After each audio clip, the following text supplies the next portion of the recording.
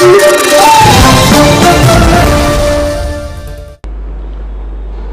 प्रकरण भुसावळ बाजार पोलीस स्टेशनला काल आपण एक रेपचा गुन्हा दाखल केलेला आहे।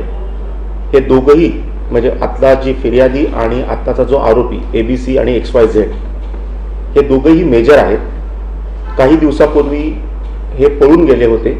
आपल्याकडे पोलीस स्टेशनला एक मिसिंग केस देखील याच्यामध्ये दाखल झाली होती। त्याच्यानंतर ते MP ला गेले, मध्य प्रदेशमध्ये गेले आणि हा जो गुन्हा आहे हा नवीन कायद्याने झिरोची कायमी करून आपल्याकडे भुसावळ शहरला दाखल झालेला आहे। आपण तात्काळ त्याची गुन्हा दाखल करून आपण संबंधित XYZ आरोपीला आपण काल अटक केली आणि माननीय कोर्टासमोर आपण त्याला सादर केलं। सादर केल्यानंतर संबंधित आरोपीचा जो वकील आहे त्याने कोर्टामध्ये मॅरेज सर्टिफिकेट प्रोड्यूस केलं। त्याच्यामुळे आम्ही जो 4 दिवस PC मागितला होता तो माननीय कोर्टाने दिला नाही आणि सध्या आरोपीला ज्युडिशियल कस्टडीमध्ये रवानगी करण्यात आलेली आहे। सर, फिर्यादीमध्ये धर्मांतर करणे असेल, जबरदस्तीने किंवा निघा लावणे असेल असे म्हटले। आता हे जे त्यांनी जे कोर्टामध्ये माननीय कोर्टामध्ये सांगितलं की आम्ही लग्न वगैरे झालेलं आहे ते आता तपासामध्ये व्हेरीफाय केलं जाईल।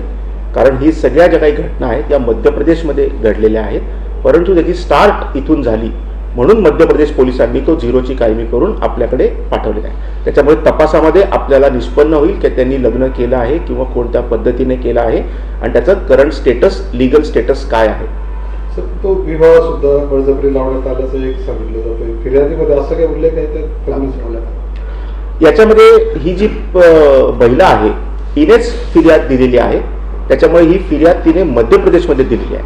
त्याच्यामुळे तिला आता आमच्या लोकांनी अजून इंट्रोगेट केलेलं नाही, तिच्याकडनं अजून माहिती घेतलेली नाही आहे। तिच्याकडनं माहिती घेतल्यानंतरच आपल्याला क्लिअर होईल की मध्य प्रदेशमध्ये नेमकी घटना काय आहे, खरोखर लग्न झालेलं आहे किंवा नाही झालेलं आहे, कोणत्या पद्धतीने झालेलं आहे याचा उहापोह तिला इन्व्हेस्टिगेट केल्यानंतर हा कालच गुन्हा आपल्याकडे आलेला आहे।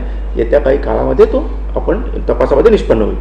सर, फिर्यादीत असंही म्हटले गेलेले आहे की कॅफेमधले काही फोटो व्हायरल करण्याची धमकी देऊन तिथून हा सगळा प्रकार सुरू झाला।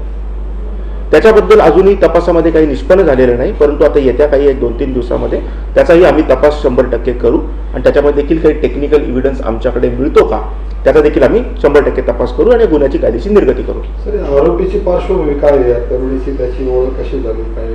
हे दोघंही समोरासमोर राहणारे आहेत, म्हणजे ABC आणि XYZ, मी नावं घेणार नाही।